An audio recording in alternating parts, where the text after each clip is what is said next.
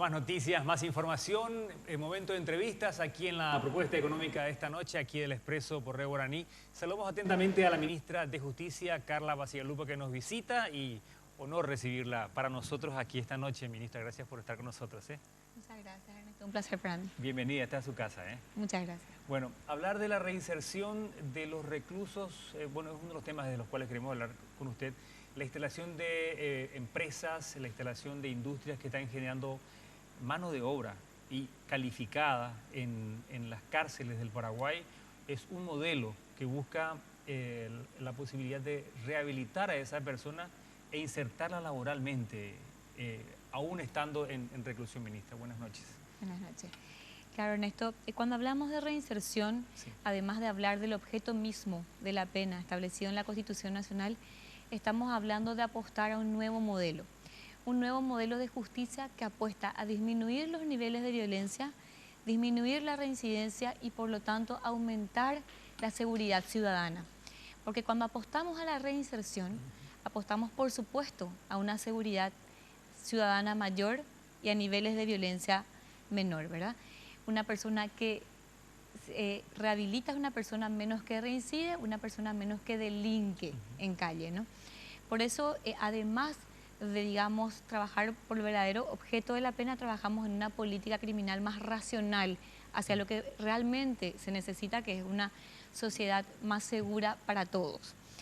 Y como dijiste, estamos trabajando en un proyecto, digamos, de reforma penitenciaria que ya lo había iniciado con la ministra de Justicia, Sheila Bet. Sí. Ya me había tocado trabajar, por supuesto, iniciar esto de la reforma penitenciaria y trabajar fuertemente con ella en esto.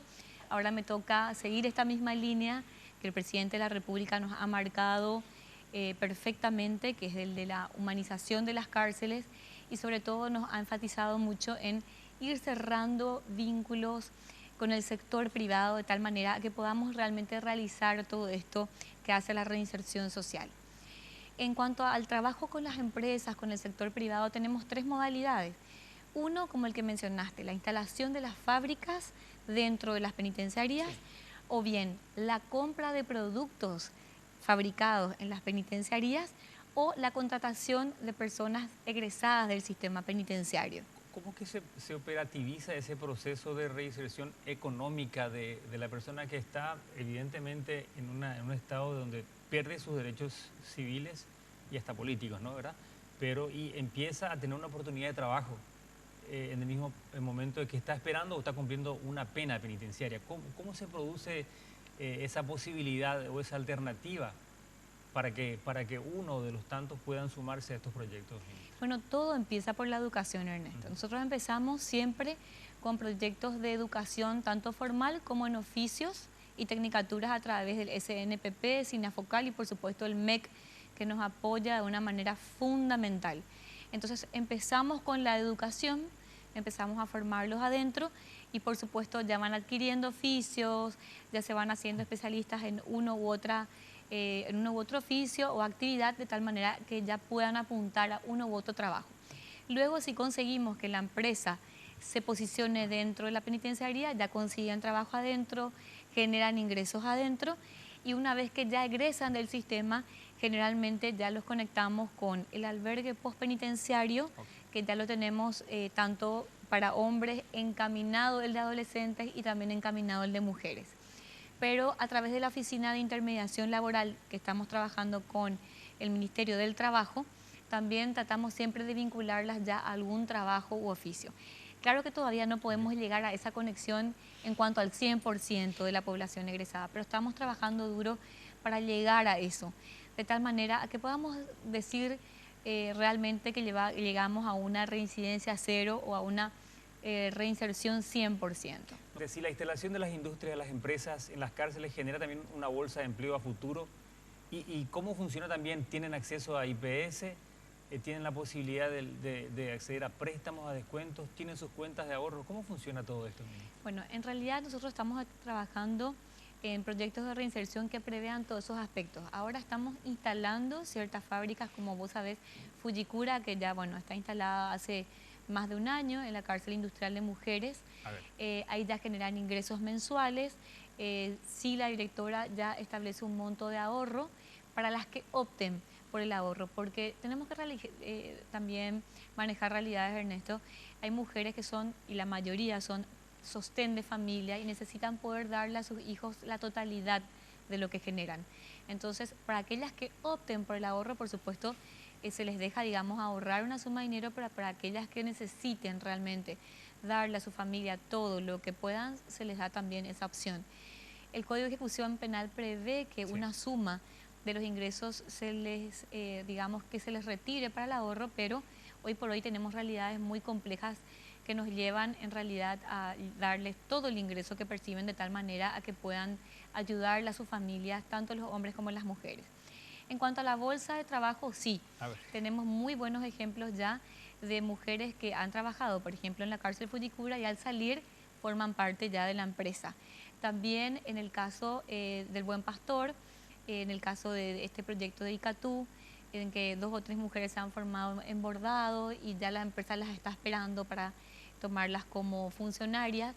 El ejemplo muy bueno de las 22 mujeres indultadas, claro, en las que el Supermercado del Pueblo apostó a la reinserción. Y hablando un poco de la continuidad de este caso, ¿cómo está eso, ministra, si nos puede comentar? Bueno, hoy quedan, el señor Tomás Dávalos, dueño del Supermercado del Pueblo, les dio la posibilidad a las 22 mujeres. Por supuesto que de las 22 mujeres, algunas aceptaron trabajar ahí, otras por una cuestión digamos, de arraigo y de cuestiones familiares optaron por ir a sus respectivas localidades y no quedarse a trabajar precisamente ahí. Pero sí hay un grupo grande de mujeres que sigue trabajando con el señor Tomás Dávalos y otras que prefirieron ir a sus respectivas localidades, pero él les dio esa oportunidad.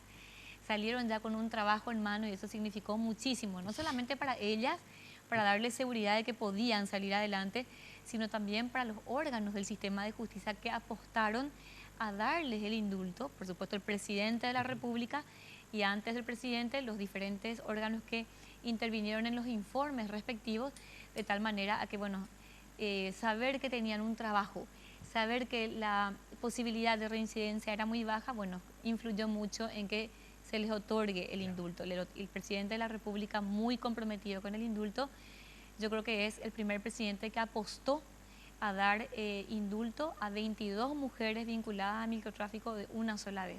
Realmente apostó y un paquete a las de trabajo mujeres. ya prácticamente en las manos. Claro, y lo hizo, como yo te digo, también porque ya sabía que tenían una oportunidad laboral fija, establecida y que, bueno, digamos que apostar, era un poquito apostar a un verdadero cambio a través de la generación de oportunidades. ¿Cómo está funcionando el modelo que se ha instalado ya en la cárcel de jóvenes en Itagua, con una conocida empresa, Masa, creo que? Sí, Masa ahora se ha sumado a ser lo que nosotros llamamos protagonistas del cambio, porque hemos lanzado un programa que se denomina Sumate a ser protagonista del cambio, que, bueno, llama un poquito al sector privado a involucrarse a la reinserción, involucrarse en la seguridad ciudadana finalmente. Y Masa se ha sumado a esto en el mes de su aniversario y, bueno, ha montado una parte, digamos, de su procedimiento industrial en el Centro Educativo Semiabierto Seile, que está junto al CEI. Y, bueno, de esta manera da una oportunidad a los jóvenes de, por supuesto, ocupar su tiempo libre y generar ingresos, porque siempre hay que enfocarse en eso. Dar trabajo a las personas privadas de libertad cumple siempre una doble función. Exacto. Ocupa el tiempo libre, el ocio, que es muy dañino, y por supuesto le da también la oportunidad de generar ingresos. Ahora, estadísticamente está comprobado que la mayoría de los jóvenes, o digamos de la población penitenciaria, que no le preguntamos también la cantidad, en otra consulta, pero estadísticamente se ha comprobado de que hay una reinserción económica, laboral, ahora se está comenzando a estudiar cada historia de vida de cada persona, a construir una nueva vida ligada quizás a un trabajo, a una posibilidad de crecimiento. ¿Cómo se está viendo eso, ministra? Bueno, nosotros estamos empezando a hacer un estudio, digamos, numérico, empezar a sacar estadísticas para ir un poco midiendo cómo van realmente dando los resultados que van dando estos proyectos de reinserción, porque tenemos que medir resultados, eso claro, es categórico. Ahora, todavía estamos empezando a hacer números. Estos proyectos de reinserción, digamos que son medianamente nuevos todavía, entonces vamos a ir de a poco midiendo la reincidencia de las personas egresadas de estos sistemas. Hasta ahora creo que nos va muy bien. como vos decís, tenemos ejemplos muy concretos, muy exitosos y como siempre menciono, cada caso es un caso importantísimo porque reconstruir una vida es reconstruir una familia, reconstruir la sociedad. Entonces, una comunidad. Y una comunidad. Entonces, cada caso de reinserción importa y de que sí se puede, se puede. Tenemos casos muy concretos que han sido incluso objeto de entrevistas en los diferentes medios de comunicación, de las mujeres indultadas que han dado su testimonio, de que sí, ya están trabajando, de que ya están con sus familias, de que han tenido una oportunidad que no han tenido incluso antes, porque muchas personas, Ernesto, Sí. también encuentran una oportunidad increíblemente en la cárcel.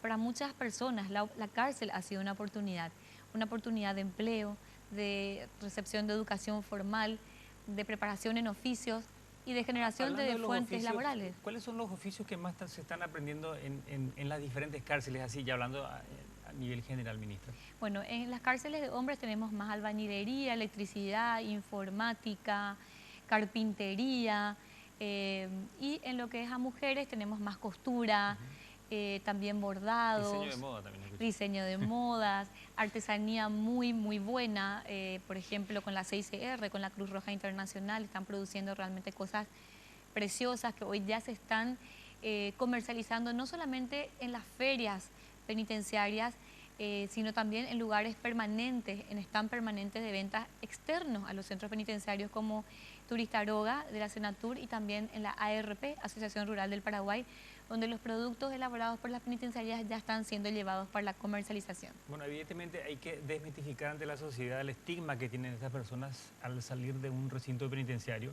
No significa que se hayan equivocado el resto de sus vidas.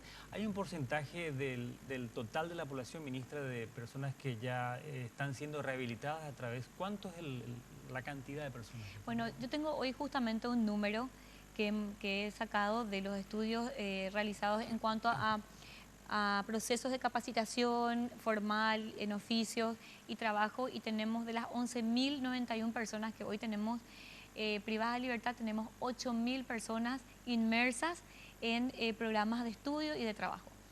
O sea, ya es un gran logro porque de esas 8.000 personas o están trabajando o están estudiando o están haciendo ambas cosas. Y eso es gracias, como te dije, al SNPP, SINAFOCAL, el MEC, que nos apoya muchísimo, la Iglesia Católica, otras iglesias también, la pastoral penitenciaria. Realmente es una suma de esfuerzos y tengo que decir que agradecemos muchísimo el apoyo de todas estas instituciones y entidades que apuestan al cambio, fundaciones, como te mencioné también, que están realmente viendo los resultados de su esfuerzo, y es realmente gratificante ver cómo estas personas se suman a dar esta oportunidad. Y quiero mencionarte que las personas, estas 8.000 personas que hoy están trabajando o estudiando, no solamente generan ingresos y ocupan su tiempo, digamos, de ocio, sino que también, si son condenados, tienen beneficios gracias al Código de Ejecución Penal, que hoy les permite, por trabajo o estudio, acceder, por ejemplo, a la redención, que es el descuento de la pena. Ah, mira, qué interesante. Claro, por cada 3 días de trabajo o estudio pueden descontar un día de pena y con eso acceder más rápido a la libertad condicional. Hoy tenemos un Código de Ejecución Penal de avanzada que, por supuesto, prevé estos beneficios para los condenados, no así para los procesados.